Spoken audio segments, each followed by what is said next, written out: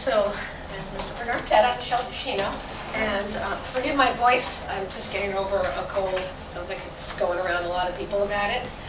So this is not how I usually sound, but I'll do my best. I am a professor at Central Connecticut State University, and out of curiosity, so how many of you are seniors? Juniors? Sophomores? Any freshmen? Okay, good mix, good mix. So, anybody here think about college? Good. Maybe CCSU? Maybe? I'm going to tell you a little bit later on about some of the program offerings we have. But before I do that, I just want to give you a little bit of background about myself and my career path. Mostly to just give you some idea of some things that you might not have maybe considered otherwise. But also, you'll notice as I describe my career path, I hope you'll notice, I think, that I didn't always know what I wanted to be when I grew up. I didn't have an idea when I was your age, and just go ahead and do that, pursue it, and end up in one place and happy.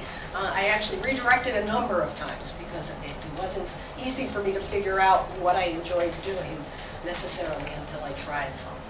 So since you're all in a technology education class here, I'm guessing you all have some kind of interest in techie stuff?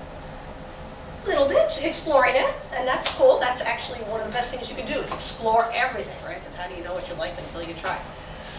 And for myself, I ended up in college studying engineering, and not because I come from a long line of engineers or knew I wanted to be an engineer.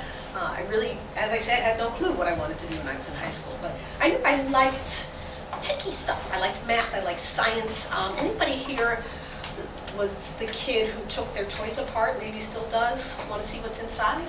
Want to see how it works, kind of? Interested in how things work? I was that kid.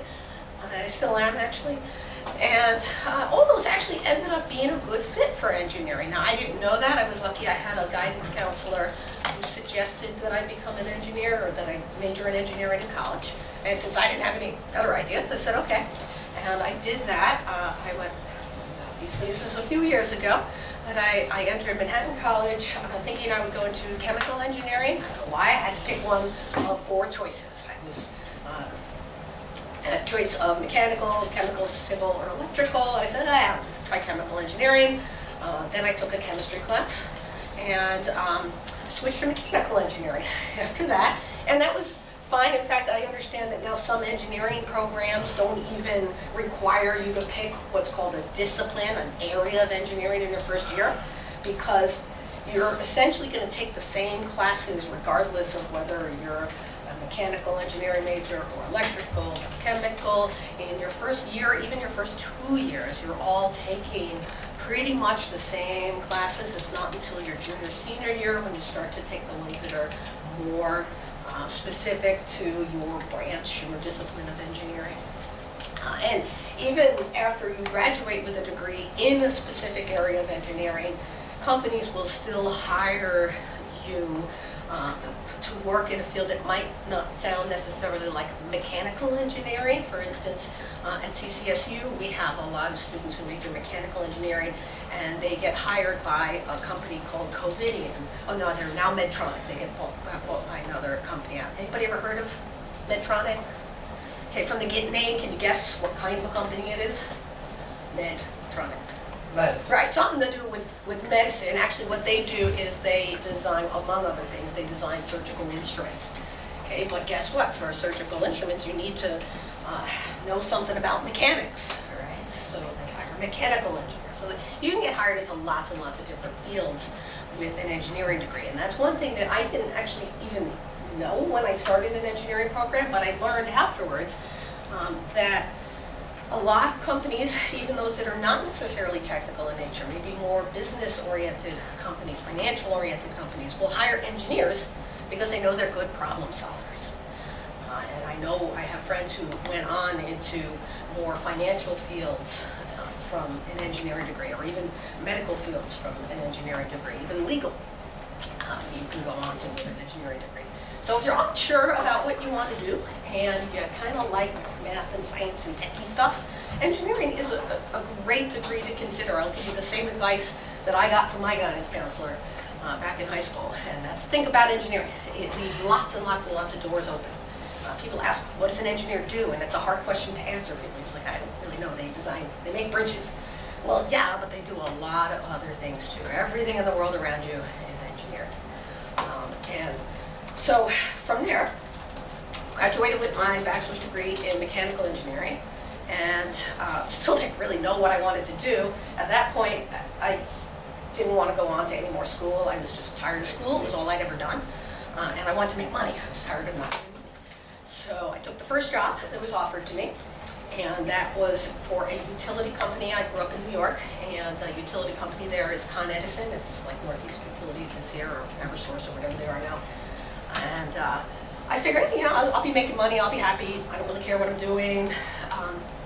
Turned out that wasn't the case, so I took the job, and it just wasn't something I had a passion for at all. I really wasn't interested in utility work, in power generation, and I like having electricity in my house, but I don't really care how it gets there, and I don't really enjoy that line of work. I never really considered that when I took the job. So at that moment, that was kind of an awakening to me, and I got really upset that, oh my goodness, I've taken this job, and do I have to do this for the rest of my life? I really don't enjoy what I'm doing every day. I hate waking up in the morning and going to work. Fortunately, the answer is no, you don't have to do whatever that first job is for the rest of your life if you don't want to. So I redirected a number of times. From that job, my first job with Con Edison, I was placed with the underground crews in the Bronx. So on a daily basis, I was climbing down manholes and collecting oil from transformers. And while that's cool once, say, oh, what's down a manhole? I've never been. Okay, it gets old fast once you've done it. It's like, okay, I don't need to do this every day. So I took another job at the utility company just because it was kind of an easy transition at the time, and it got me out of the manholes. I went to work for the New York Power Authority in their nuclear licensing department, working for at the time, the New York Power Authority owned 2 nuclear plants, one of which is Indian Point, which is now being decommissioned, and the other is Fitzpatrick up in northern New York State. And the licensing department's job was to be the liaison, so to speak, between the Nuclear Regulatory Commission, which routinely inspects nuclear plants, and the engineering folks who respond to whatever findings. And we're not talking findings like, the reactor's going to melt down tomorrow. We're talking little findings that need to be addressed. It was an okay job. I mean, it paid okay. I was in an office instead of a manhole, but I still just had no interest. I just really wasn't interested in what I was doing at all. So after doing that for a couple of years, I said, forget this whole engineering thing. I just want to do something that I enjoy. And I'd always kind of been an artist by hobby, and computer graphics were really pretty new at that time. And I had taken some computer-aided design classes in my engineering program. So I said, maybe I can kind of repackage myself as a computer graphic person. And it worked, and I got hired by a technical company, actually, that made all sorts of scientific instruments. And I got hired into their creative services department, and I was doing really more artsy stuff, using computers to do their graphical things.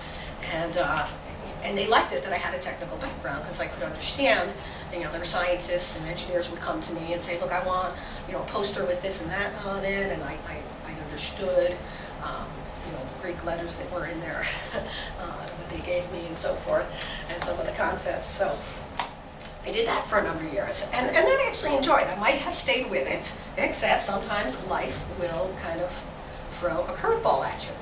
And that happened to me about 4 years after I was working there. Our company, our division of the company, got bought by another company. And when that happens, you'll often see that there will be, they'll rearrange things in the company and they'll try to cut as much money as they can, as quickly as they can. So they'll look for functions in the company that can be outsourced, and our creative services was certainly one of them. So they decided to dissolve our department and just pay some contractor to do all the work that we were doing. So now I find myself 8 years out of college, kind of really had a roundabout career path to that point, didn't really know what I was going to do next, and said if ever I'm going to go back to school, now's the time to do it. I had been out of school enough years that, believe it or not, you actually start to want to get back in a classroom again. I never thought I would say that when I graduated from college because I was so burnt out and so sick of studying and so sick of tests, but after a while you start to want to learn again and want to get back in a classroom and be in that environment instead of being, at least that happened to me, instead of being in an environment where, day after day, week after week, month after month, you're just kind of doing the same thing. So I said, all right, I'm going to, make lemonade out of lemons, right? Life threw me this curveball, I'm going to do something good with it. And it's like, now what do I go back to school for, and how do I pay for it? So started talking to everybody that I knew, use your network, use your friends, find, I don't mean use in a bad way, but I mean take advantage of. So talk to people and ask questions. And I did that. And my interests in the meantime, I was still interested in techie stuff, but I had also gotten interested in medical stuff, not that I wanted to be a medical doctor, but that I was interested in the human body and how it worked, and when it didn't work, how can you make it work better? So that's after talking to folks and exploring options, that's when I learned about biomedical engineering. I said, oh, okay, that kind of actually fits. That fits with my undergraduate degree and where my interests are now. I'm going to look for biomedical engineering programs, and so I did that. How do I pay for it? So here's a word of advice. If you remember nothing else from my talk today, if you go to college, do your very, very best to keep a high GPA, even if you never think you're going to go on to grad school, okay, because I did. Try really hard to keep your grades up, because if you do that, and if you're in a field that's techie in some way, engineering, science, math, another one, you can probably go to grad school for free. I didn't know that. I was thrilled to find that out. Now, not necessarily as common for master's programs, but if you choose to go the PhD route, and you might think, well, I don't know if that's for me. And I didn't know if it was for me either. I don't come from a long line of PhDs. I'm a first generation college student. So I said, what, I'm going to try it. If it doesn't work out, then I'll do something else. But I'm going to try it. And if you go into a PhD program in a technical field, typically what happens is you don't pay tuition. It's waived. And you get a stipend, which is like a salary. They pay you because you're spending part of your time in classes for the first couple of years, and you're spending the rest of your time in your research lab. And that research that you're doing eventually will become your doctoral research and whatnot. But they're paying you to do that. So they're not paying you a lot. I didn't mind ramen noodles, and that helps, but it's enough to live on, it's enough to get by.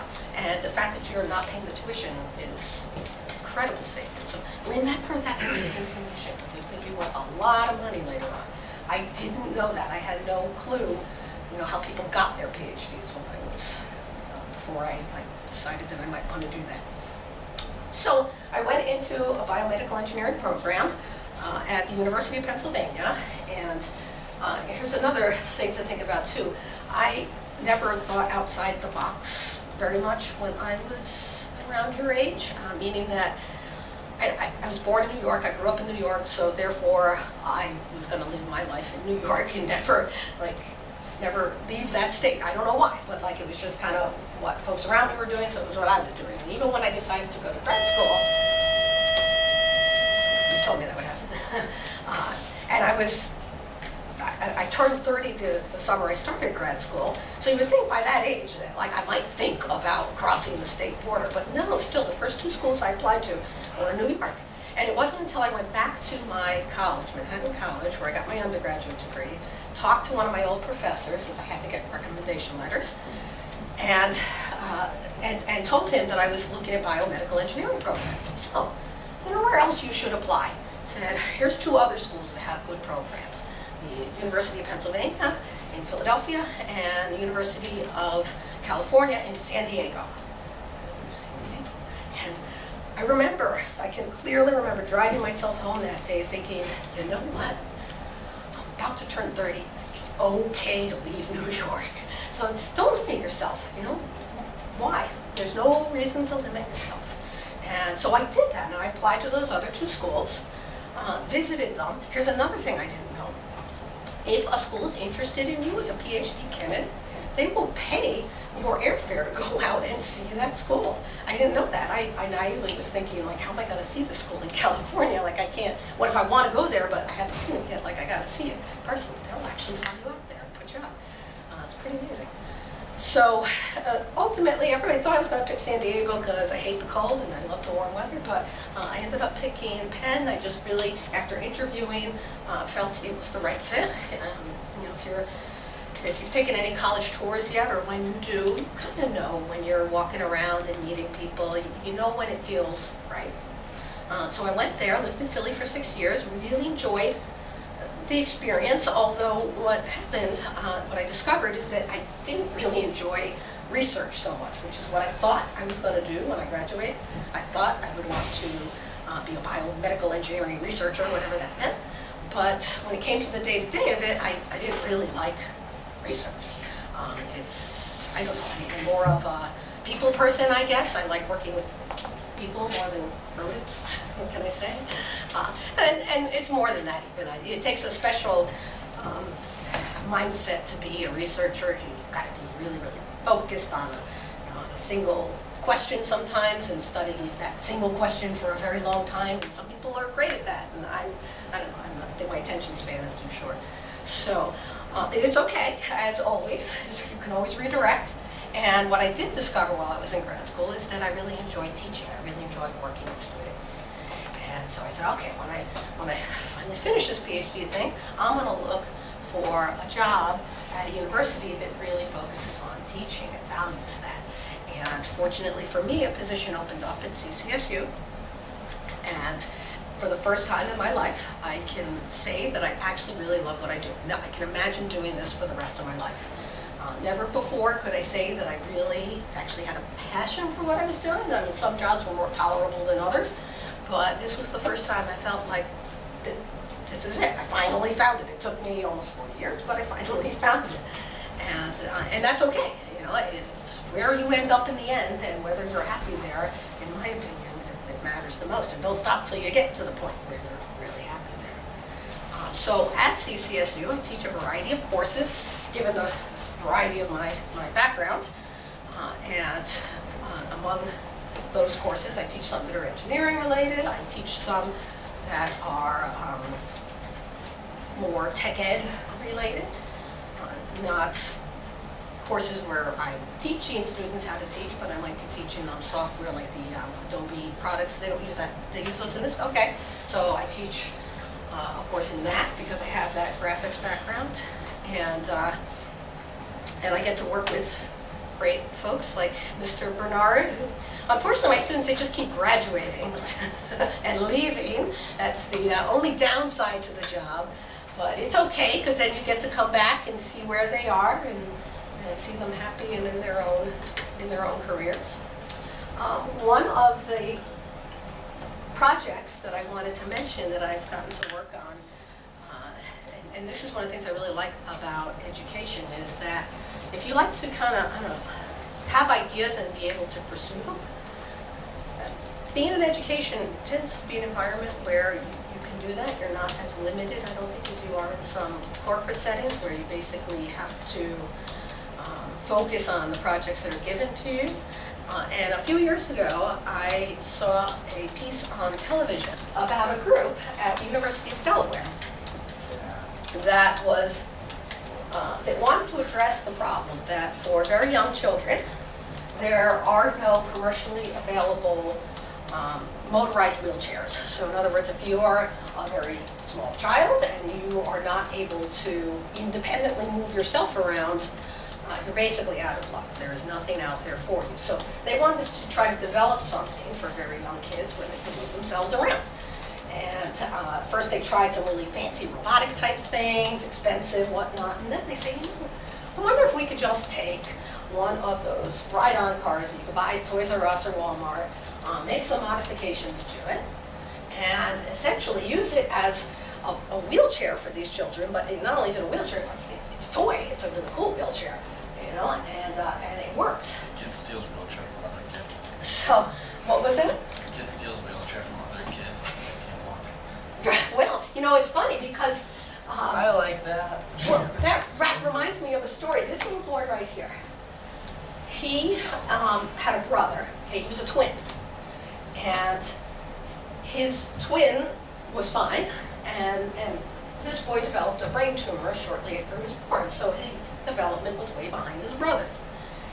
And he was one of the children. This is one of the events we held, and he got one of these cars, and his brother was so jealous of him. The family told us afterwards that they had to stop at the toy store and buy a car for the brother, which I thought was just wonderful, because usually in a family like that, the sibling with the special need is the one who's always looking up to the other one, always trying to catch up or do what the other sibling's doing. But here you had the typically developing sibling who wanted to be like his brother. You know, now they can play together, and that's exactly what you want. You want for these kids to be able to do the things that the kids who don't have the special needs are doing too. And that just does so much for their development, not only physically, but socially, emotionally. You know, a lot of the positive things in our life at that stage are dependent upon our mobility. I'm not an early childhood expert, but you know, it's pretty obvious to me that you learn about your world by exploring it. And you start by crawling and then walking, but if you can't do any of that, you can't explore.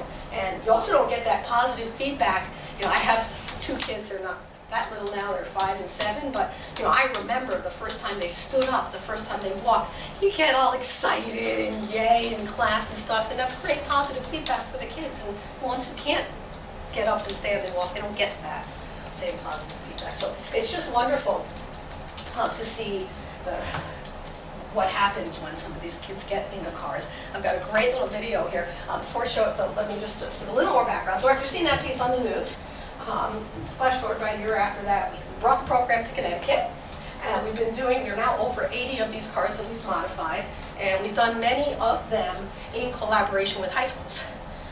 This is Plainville High School here, where we went to their facilities, and over the course of 2 days, working with their tech ed teachers and students, we modified 8 or 9 cars, and then the next day the families came, kids got new cars. So we find that we like the way that works, because we've got tech ed students, or gonna be teachers, coming into the high schools, working with the high school students. So it kind of not only does it spread the project further, but it's also a great experience for our college students to get some time working with the high school students.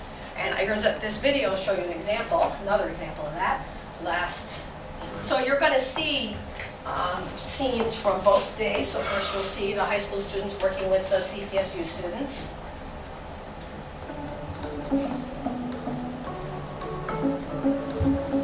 And then the second day the families come.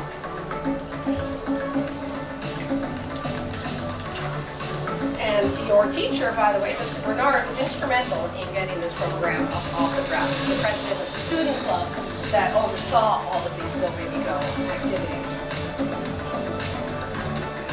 So you can see we rewire the accelerator. Children, by and large, can't use the accelerator pedal. They have limited use of their legs. So we rewire that and use a button that we usually put in the middle of the steering wheel, although we can have, on occasion, put it elsewhere. We had a quadriplegic child once, couldn't use any of his limbs. We put the button behind his head so he could accelerate the car that way.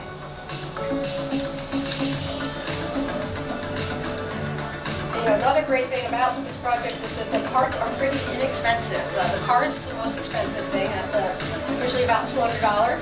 Those Mini Coopers are a little cheaper. PVC for the extra support, that's pretty cheap. Pool noodles, kickboard. The big button is the most expensive thing we have to buy besides the car. That is a $70 button, which we are. I'm waiting for the student who wants to take on that project to make us a cheaper button.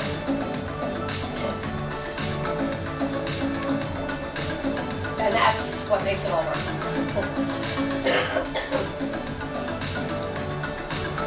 We put a kill switch in the back. We also put, you see those ropes?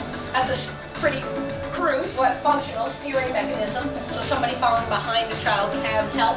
Ultimately, you want the child to be able to fully navigate themselves, but it takes some learning, often. Remember, some of these kids have never moved themselves independently at all.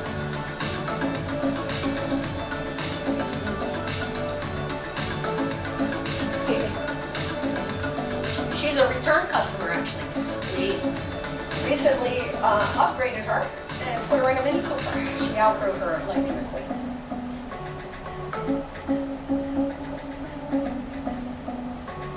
How much are you selling them for? What's that? Are you selling them or are you giving them? No, we give them away. So you might ask, well, how do you pay for them, right? Any way we can. We raise funds however we can, combination, grants, donations, student club funds. It's, the good news is it's not cost prohibitive, so each car and parts at the end of the day is about between $300 and $350. So that's a lot. Well, it's a lot less than a motorized wheelchair would probably cost. And it's a dollar amount that isn't impossible to raise funds. Yes. You like the least about your job right now? What do I like the least? Yeah. Grading. I hate grading. I really Why? do. Not because of the tediousness of it. Yeah. But I really have a very hard time putting a number value or letter or whatever you want to call it on a student's effort. Yeah. Because sometimes you'll get students who are working very hard and you know that they're very committed to what they're doing, but they might just not be as naturally gifted at that particular subject as somebody else, and so they get a lower grade than somebody who put less effort in. The higher one, I don't know. I really find grading to be the hardest, the least, the most distasteful part of the job. Question? Yes? How long have you been a teacher for? This is my 12th year at CCSU. Before that, I didn't have any full-time teaching experience, but I'd been a teaching assistant in grad school, done some informal teaching type things, but 12 years as an actual salaried teacher. Yes? If you could go all the way back to high school, would you do anything different? That's a great question. I'm going to say no. The reason being that I'm really happy where I am right now, and I've screwed up tons of stuff, and I made big time mistakes that I, would not want to go through again, just in life in general, but if I had done things differently, I might not be where I am today, and I'm actually really happy where I am today. I also feel that, the different experiences you have, both good and bad, they're all part of who you are. And maybe I'm a better teacher because I have some experiences of things where I did mess up and things that didn't go so well. So the answer there is no, but I wouldn't want to do it all over again. But I wouldn't change it. They're coming up with good questions. Yes. What do you like best about your current job? I think, and that's tough, and the reason that's a hard question to answer is just because I like so much about my job, I really do. And like I said, I've never had that before with any job. I think what I like best is the occasions when I know that I made a difference in a student's life, a positive difference.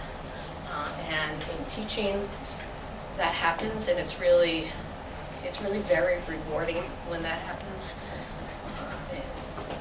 I'd say that's the absolute favorite part of my job.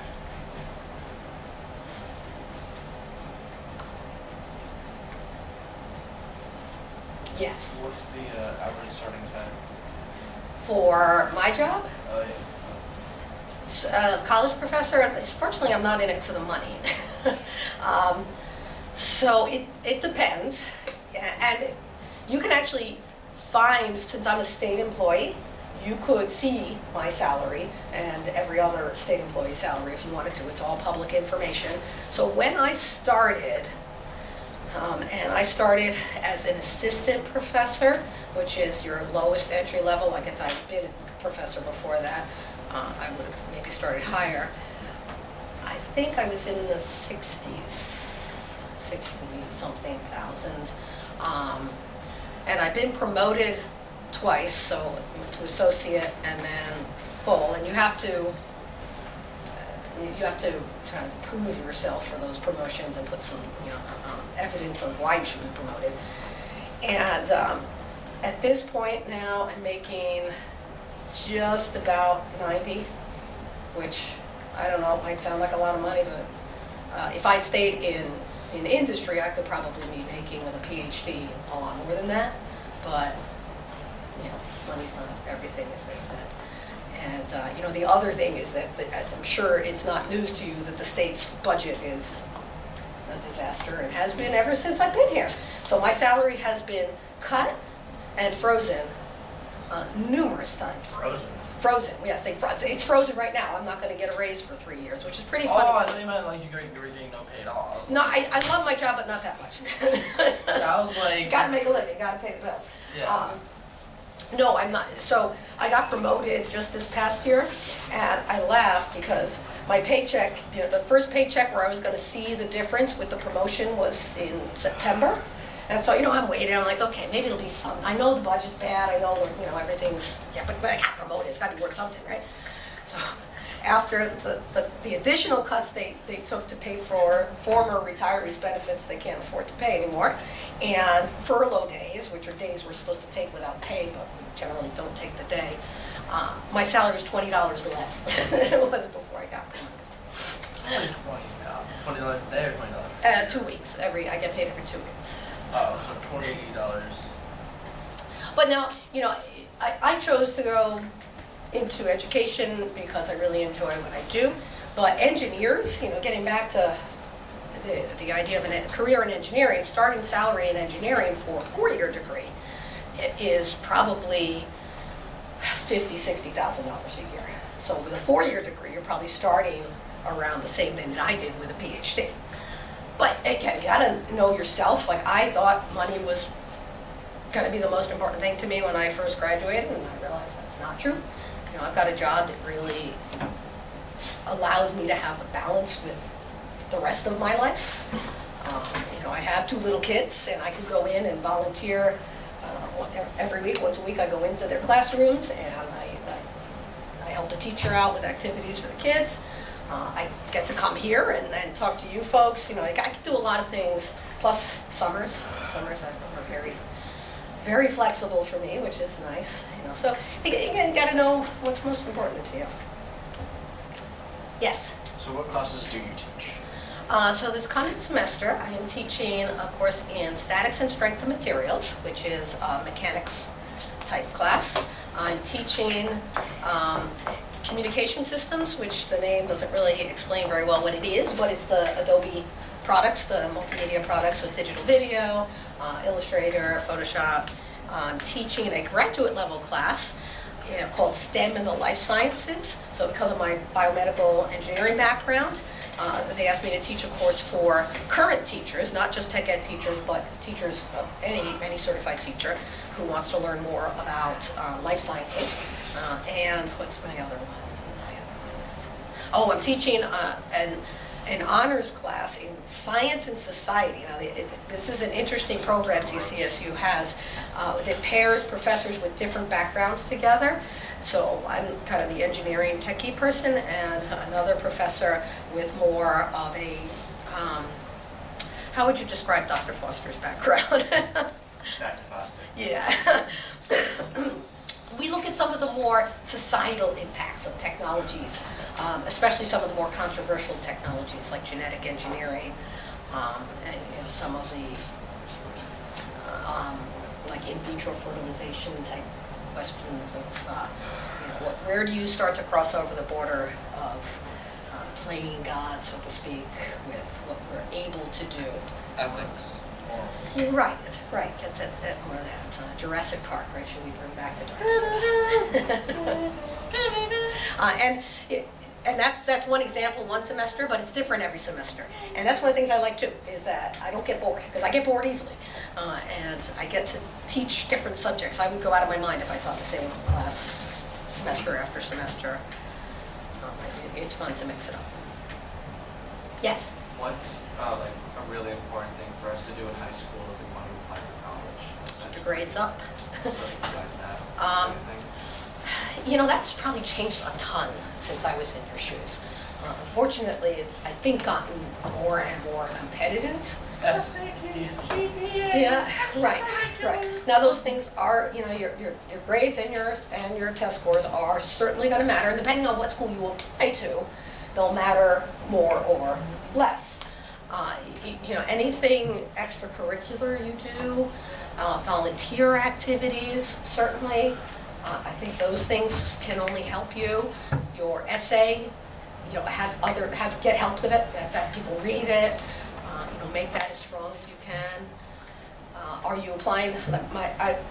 I give this advice, although I wasn't smart enough to take it when I was in high school. But I think you should apply to a range of schools, right? So have your safe school and have your stretch, your reach school, and so everything in between. As I said, wasn't smart enough to do that as an undergrad, but that's again that kind of narrow-minded, boxed-in thinking I had. But who knows? So you got nothing to lose applying for school, even if you're not sure that you stand the chance. But grades, I'd say grades above all else. Work hard. Yes? How large are the classes you teach? Small. That's one of the things I love about CCSU. We're a large university, and we have the resources of a large university, but my classes are generally 25 students or less, and a lot of them are under 20. Go up to next class. Really? Small? I love that, because I like to get to know my students' names, first of all, and I could never teach to a lecture hall of 500. I would just hate that. I really would. I wouldn't have wanted it as a student, and I don't want it as a professor. Any other questions?